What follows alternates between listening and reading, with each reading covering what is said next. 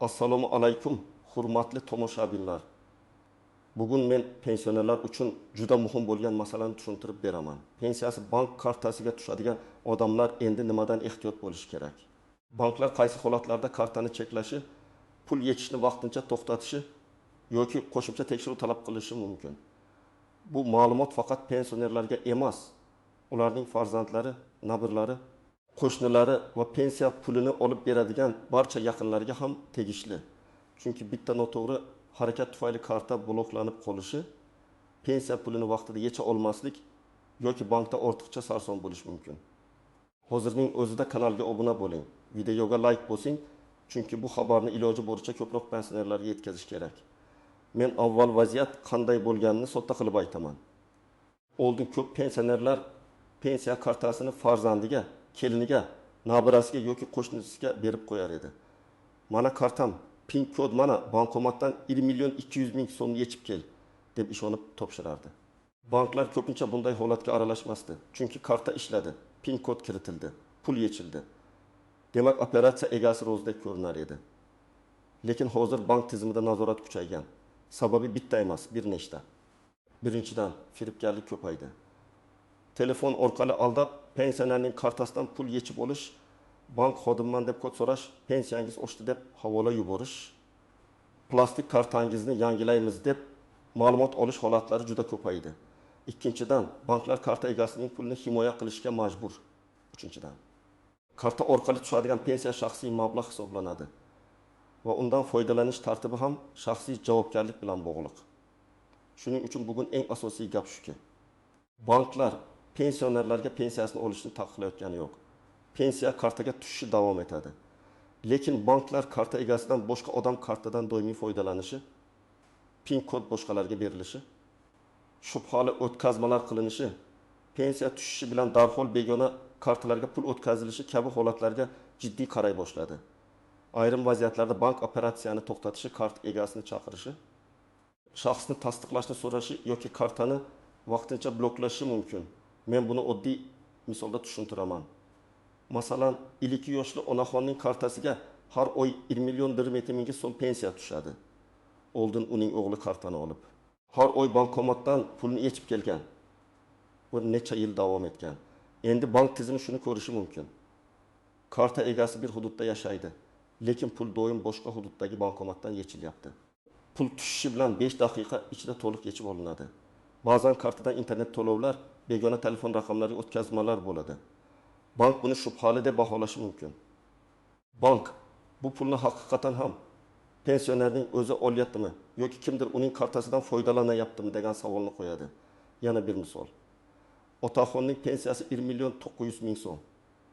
Nabirasi unga yordam beraman deb mobil ilovaga kartani ulab qo'ygan. Keyin nabira o'zining xarajatlari uchun 200 ming, 300 ming, 20 ming so'mdan pul ishlatib yuradi. Otaxon buni bilmasligi ham mumkin. Bilsa ham mayli. Bola-ku deb indamaydi. Lekin bank uchun bu kartadan boshqa odam muntazam foydalanayotganiga o'xshaydi. Ayniqsa o'tkazmalar ko'p bo'lsa, pul onlayn kazinoga, shubhali savdo maydonchalariga, noma'lum shaxslarga ketayotgan bo'lsa, karta cheklanishi mumkin. Bu yerda eng muhim narsani tushunib olish kerak. Bank kartasi shaxsiy hujjatga o'xshaydi. Pasportni birovga berib, mening nomimdan ish yuritaver deb bo'lmagandek, bank kartasini ham pin kodi bilan boshqa odamga berish xavfli. Karta egasi ro'zman desa ham, muammo chiqsa, bank birinchi navbatda karta egasidan so'raydi. Pin kodni kimga berdingiz? SMS kodni kimga aytdingiz? Ilovaga kim kirdi? Pul qayerga ketdi degan savollar paydo bo'ladi. Men birinchi navbatda yolg'iz yashaydigan pensionerlarga murojaat qilaman. Agar sizning pensiyangiz kartaga tushsa va siz pulni o'zingiz yechmasangiz, albatta ehtiyot bo'ling. Farzandingizga ishonishingiz mumkin. Bu boshqa masala. Lekin bank nuqtai nazaridan karta egasi sizsiz. Agar pul yo'qolsa yoki noto'g'ri o'tkazma bo'lsa, men o'g'limga bergan edim degan gap har doim ham pulni qaytarib bermaydi. Ikkinchi guruh, ko'zi yaxshi ko'rmaydigan, yurishi qiyin, bankomatga bora olmaydigan pensionerlar. Bunday insonlar ko'pincha kartani boshqa odamga berishga majbur bo'ladi. Men bunday holatni tushunaman. Lekin bu ishni og'zaki ishonch bilan emas, qonuniy va tartibli shaklda qilish kerak. Masalan, ishonchnoma rasmiylashtirish, bankda qo'shimcha xizmatlarni aniqlashtirish yaqin odamni vakil sifatida ko'rsatish kabi yo'llar bor. Shunda keyin muammo chiqsa, bu odam menga yordam berishga haqli edi degan asos bo'ladi. Uchinchi guruh. Pensiya kartasiga nafaqat pensiya, balki boshqa pullar ham tushadiganlar. Masalan, farzandlar har oy 500 ming so'm yordam yuboradi, ijara puli keladi, kimdir qarz qaytaradi. Bunday kartada harakat ko'p bo'lgani uchun bank tizimi ba'zan shubhali operatsiyani oddiy operatsiyadan ajrata olmaydi. Agar karta orqali katta pul aylanmasi bo'lsa, masalan bir oyda 1 milyon 600 ming so'm pensiya tushib, lekin kartadan 12 milyon so'm kirim chiqim bo'lsa, bank savol berishi tabiiy. To'rtinchi guruh, telefoniga har xil havola kelganda bosib ko'radigan, SMS kodini aytib yuboradigan. Sizga kompensatsiya chiqdi degan gaplarga ishonib qoladigan pensionerlar. Men buni aytayotganimda hech kimni ayblamayman. Firibgarlar juda ustimon bo'lib ketgan. Ular odamni qo'rqitadi, shoshiltiradi. Hozir aytmasangiz kartangiz yopiladi deydi. Ana shunday paytda odam o'ylab ulgurmaydi. Shuning uchun qo'yda bitta. Bank hech qachon sizdan telefon orqali PIN kod, SMS kod, karta orqasidagi raqamni so'ramaydi. Endi kimlar ortiqcha vahima qilmasligi kerakligini ham aytaman. Agar pensiyangiz kartaga tushayotgan bo'lsa, kartangiz o'zingizda bo'lsa, PIN kodni hech kimga bermasangiz, bankomatdan yoki bank kassasidan pulni o'zingiz olsangiz, odatiy xarajatlar qilsangiz, sizda qo'rqadigan narsa yo'q. Bank sizning pensiyangizni bekor qilmaydi. Endi kartadan pul olmaysiz demaydi. Gap pensiyani taqiqlash haqida emas. Xavfli foydalanish holatlarini cheklash haqida ketmoqda. Masalan, siz har oy 1 milyon 300 ming so'm pensiya olasiz. 500 ming so'mini oziq-ovqatga ishlatasiz. 200 ming so'm kommunal to'lov qilasiz. Qolganini bankomatdan yechasiz. Bu tabiiy operatsiya. Yoki siz dorixonada 1 ming so'mga dori olasiz. Bozorga borganda kartadan to'laysiz. Kerak bo'lganda 300 ming so'm yechasiz. Bunday holatlarda odatda muammo bo'lmaydi. Yana bir vaziyat. Farzandingiz sizni bankka olib boradi. Siz o'zingiz kassada pasport bilan pulni olasiz. Bu ham muammo emas. Chunki pulni olayotgan shaxs karta egasining o'zi. Farzand yoningizda yordamchi bo'lib turishi mumkin, lekin imzo, tasdiq shaxsni aniqlash siz orqali bo'ladi. Men bu masalani aniq aytaman. Eng katta xavf kartani PIN kodi bilan birovga berish. Ko'pchilik buni oddiy narsa deb o'ylaydi. Axir o'z bolam-ku deydi. Lekin bank qoidalarida PIN kod maxfiy ma'lumot hisoblanadi. Siz uni birovga bergan bo'lsangiz, keyin pul yo'qolsa, bank maxfiy ma'lumotni o'zingiz oshkor qilgansiz deyishi mumkin. Bu esa pulni qaytarish masalasini qiyinlashtiradi. Ikkinchi xavf SMS kodini aytish. Hozir ko'p operatsiyalar SMS orqali tasdiqlanadi. Firibgar sizga qo'ng'iroq qilib, men bankdanman. Kartangizga pensiya tushishi uchun kodni ayting desa, bu yolg'on.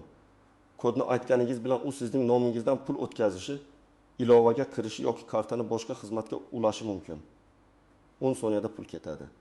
Keyin uni qaytarish oylar davom etishi yoki umuman qaytmasligi mumkin. Uchinchi xavf, kartani begona telefonlarga ulash. Masalan, nabira yoki qo'shni men sizga yordam beraman deb kartani o'z telefonidagi bank ilovasiga qo'shadi. Avval yaxshi niyat bilan qilishi mumkin. Lekin keyin telefon yo'qolsa, parol boshqaga ma'lum bo'lsa, ilovaga boshqa odam kirsa, pensionerning puli xavf ostida qoladi. Shuning uchun mobil ilova faqat karta egasining o'z telefonida yoki rasmiy vakilning nazoratida bo'lishi kerak. Bir vaziyatni tasavvur qilaylik. 68 yoshli pensioner ayolning kartasiga 1 milyon 700 ming so'm tushadi. U har oy kartani qo'shnisiga beradi, qo'shnisi bankomatdan pul yechib keladi. Bir kuni qo'shni bankomat pul bermadi deydi. Lekin hisobdan 1 milyon so'm yechilgan bo'ladi.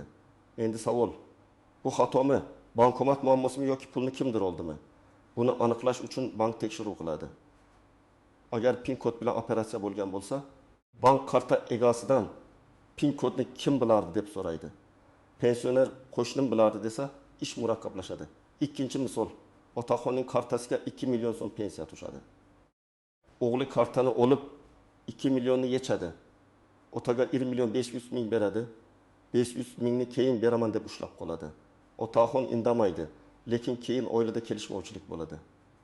Bankka borib, pulimni o'g'lim olib qo'ydi desa, bank buni oilaviy nizo sifatida ko'rishi mumkin.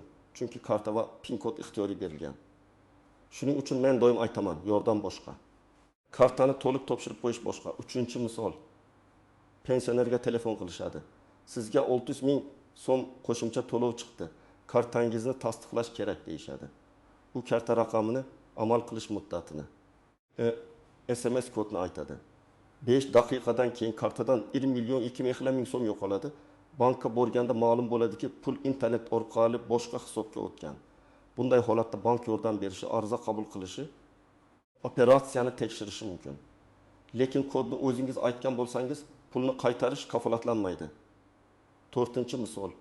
Pensionerning pensiyasi 1 million 200 ming so'm. Lekin kartadan har kuni 7 ming. 7 ming so'mlik o'tkazmalar noma'lum raqamlarga ketadi. Pensionerning o'zi bu ishlarni qilmaydi. Nabirasi telefon orqali o'yinlarga to'lov qilayotgan bo'ladi. Bank buni ko'rib, kartani xavfsizlik sababli vaqtincha cheklashi mumkin. Keyin pensioner bankka borib, men hech narsa qilmaganman desa, baribir kartaga kim kirgani, telefon kimda bo'lgani, kodlar kimga ma'lum bo'lgani tekshiriladi. Endi istisnolar haqida gaplashamiz. Ba'zi pensionerlar haqiqatan ham o'zi bankka bora olmaydi. Sog'lig'i yomon, nogironligi bor. Yotoqda yotadi yoki qishloqdan bankomat uzoq. Bunday holatda hech kimga kartani bermang, deyish oson, lekin hayotda yordam kerak bo'ladi. Shuning uchun eng to'g'ri yo'l rasmiy vakillikdir. Agar pensioner o'z farzandiga ishonib, unga pensiya pulini olib berish vakolatini bermoqchi bo'lsa, notarial ishonchnoma rasmiylashtirish mumkin. Ishonchnomada vakil kimligi, qanday huquq berilayotgani, qaysi muddatga berilayotgani aniq yoziladi. Masalan, pensiya mablag'larini olish, bankda hisob bo'yicha ma'lumot olish, zarur arizalarni topshirish kabi vakolatlar ko'rsatilishi mumkin. Bu hujjat bilan bankka borilganda vaziyat ancha tushunarli bo'ladi. Lekin bu yerda ham ehtiyot bo'lish kerak. Ishonchnomani faqat ishonchli odamga bering. Ishonchnoma berganingizdan keyin u odam sizning nomingizdan ayrim ishlarni qila oladi. Agar munosabat yomonlashsa yoki shubha tug'ilsa, ishonchnomani bekor qilishi kerak. Buning uchun notariusga murojaat qilinadi. Ko'pchilik bir marta qog'oz qildik, bo'ldi deb o'ylaydi. Yo'q, hujjatning muddati, vakolat doirasi va bekor qilish tartibi juda muhim. Yana bir istisno. Bankning o'zida qo'shimcha karta yoki ishonchli shaxs xizmatlari bo'lishi mumkin. Har bir bankda shartlar har xil.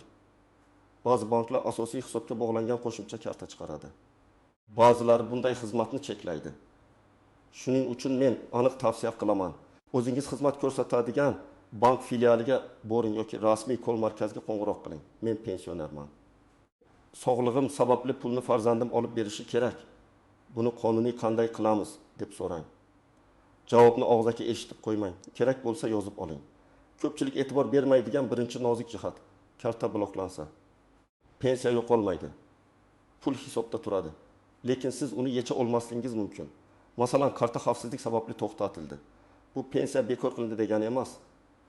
Siz bankka borib shaxsingizni tasdiqlaysiz, ariza yozasiz. Yangi karta olasiz yoki cheklov sababini bartaraf qilasiz. Pul hisobda qoladi. Ikkinchi nozik jihat. Bank xodimi hamma narsani telefon orqali hal qilib bera olmaydi. Agar karta egasi pensioner bo'lsa va shubhali operatsiya bo'lsa, bank ko'pincha shaxsni ko'rishni, pasportni tekshirishni, imzo olishni xohlaydi. Bu pensionerni qiynash uchun emas, pulni himoya qilish uchun qilinadi. Shuning uchun nega meni filialga chaqiryapti deb jahlanishdan oldin vaziyat xavfsizlik bilan bog'liq bo'lish mumkinligini tushuning. 3-nozik jihat. Men kartani faqat bir marta berdim degan gap ham xavfni kamaytirmaydi. Bir marta pin kod aytilgan bo'lsa, u odam kodni eslab qolishi mumkin. Kartaning rasmini olib qo'yishi mumkin, telefoniga ulab qo'yishi mumkin. Shuning uchun agar pin kod begona odamga ma'lum bo'lgan bo'lsa, uni darhol almashtirish kerak. Bankomat yoki bank ilovasi orqali pin kodni o'zgartiring. Bilmasangiz bank filialida yordam so'rang. 4-nozik jihat. Pensiya kartasini qarz uchun garovga berish mutlaqo xavfli. Ba'zi joylarda odamlar kartangizni menga bering, pensiya tushganda qarzingizni o'zim olaman deyishi mumkin. Bunday qilmang. Karta sizning daromad manbangizga bog'langan. Bir oy emas, keyingi oylar ham zarar ko'rishingiz mumkin. Qarz alohida hujjat bilan rasmiylashtiriladi, bank kartasi esa garov sifatida qo'lma-qo'l beriladigan narsa emas. 5-nozik jihat. Kartaga tushgan pensiyani darhol to'liq yechish har doim ham yomon emas, lekin doimiy shubhali holatlar bilan birga bo'lsa savol tug'diradi. Masalan, siz har oy pensiya tushgan kuni kassadan pul olasiz. Bu normal. Lekin pensiya tushishi bilan pul noma'lum kartaga o'tib ketsa, keyin yana turli odamlarga bo'linib ketsa, bank buni tekshirishi mumkin. Endi men nima qilish kerakligini bosqichma-bosqich aytaman. Birinchi qadam. Kartangiz kimning qo'lida yurishini tekshiring. Agar karta doim o'zingizda bo'lsa yaxshi. Agar farzandingizda, nabirangizda yoki boshqa odamda bo'lsa, bugunoq kartani qaytarib oling. Kerak bo'lsa, xotirjam gapiring. Bank qoidalari kuchaydi. Men kartani o'zimda saqlashim kerak deb tushuntiring. Ikkinchi qadam, PIN kodni almashtiring. Ayniqsa PIN kodni kimdir bilsa, buni kechiktirmang. PIN kod tug'ilgan yil 1101, 1234. Telefon raqamining oxiri bo'lmasin atam. Oson topiladigan kod xavfli. Kodni qog'ozga yozib kartaning yonida saqlamang. Agar eslab qolish qiyin bo'lsa, ishonchli yo'lni bank xodimidan so'rang, lekin kodni hech kimga aytmang. Uchinchi qadam, SMS xabarlarini tekshiring. Bankdan kelgan har bir xabarga e'tibor bering. Agar siz qilmagan operatsiya bo'lsa, masalan, 100 ming so'm o'tkazma, evvel 1000 so'm to'lov, internet xarid ko'rinsa, darhol bankka qo'ng'iroq qiling. Bank kartasining orqasida yoki rasmiy saytida ko'rsatilgan Kal markaz raqamiga murojaat qiling. Telegramdagi noma'lum raqamlarga, reklamadagi havolalarga ishonmang. 4-qadam. Bankka borishda hujjatlarni tayyorlang.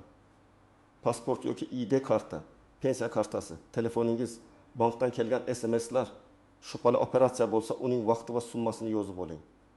Masalan, 25 may kuni soat 5.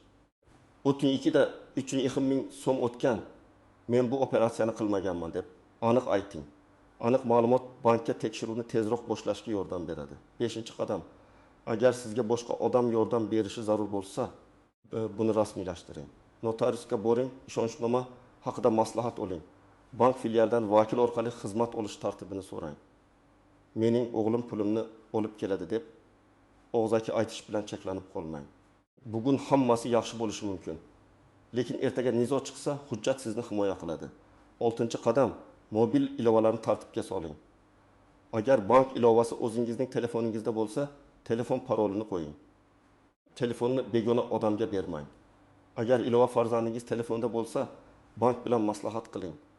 Bu xavfsizmi? Qanday cheklov qo'yish mumkin? Operatsiya limitini kamaytirish mumkinmi? Masalan, kunlik o'tkazma limitini 200 ming so'm qilib qo'yish ayrim pensionerlar uchun foydali bo'lishi mumkin. Agar katta pul kerak bo'lsa, bankka borib yetish mumkin. 7-qadam, yaqinlaringiz bilan oldindan kelishib oling.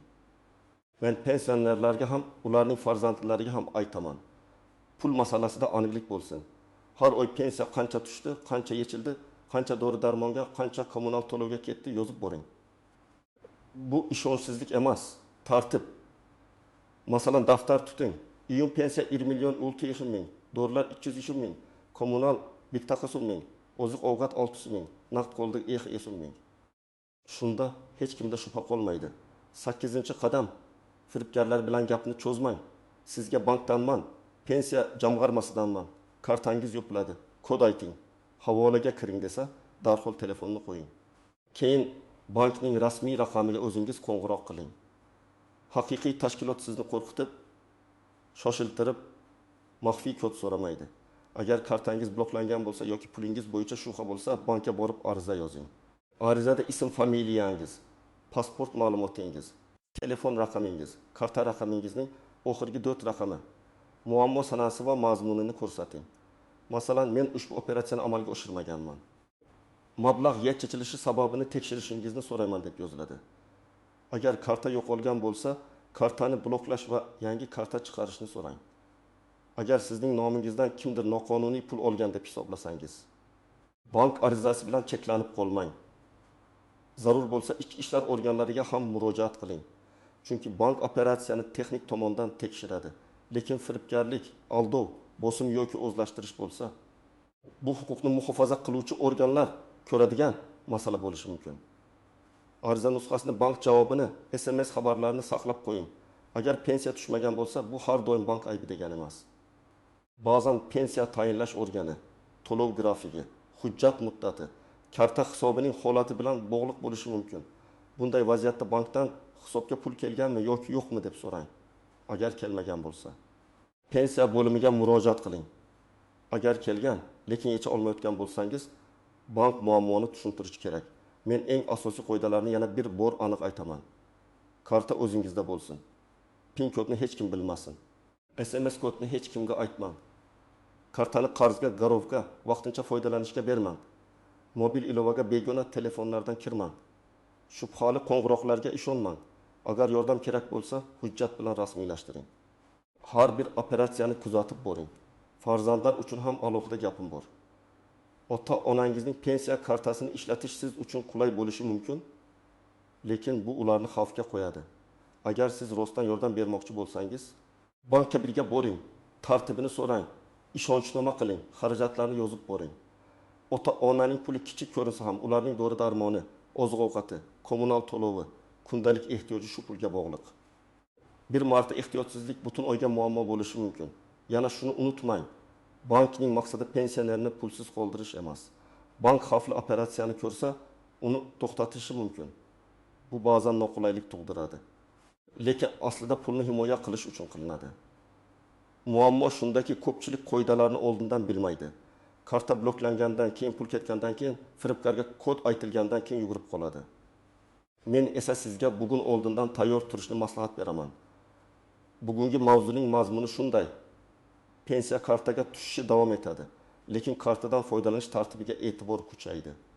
Banklar pensionerning o'z pulini olishiga qarshi emas, lekin karta boshqa odam qo'lida yurishi, PIN kod tarqalishi, o'tkazmalar bo'lishi, SMS kodlar aytilishi kabi holatlar katta xavf tug'diradi. Agar siz hamma narsani tartib bilan qilsangiz, kartangizni o'zingizda saqlasangiz, maxfiy kodlarni bermasangiz, muammo kamayadi. Endi sizdan iltimos, bu ma'lumotni ota-onangizga, buvingizga, bobongizga, qo'shningizga, pensiyasi kartaga tushadigan barcha tanishlaringizga yetkazing. Izohlarda yozing. Sizning hududingizda banklar pensiya kartasi bo'yicha qanday talablar qo'yapti? Karta bloklanishi yoki pul yetishda muammo bo'lganmi? Videoga like bosing, kanalga obuna bo'ling. Chunki men pensionerlar, nafaqa oluvchilar va oddiy odamlar bilishi kerak bo'lgan muhim moliyaviy masalalarni sodda tilda tushuntirib boraman.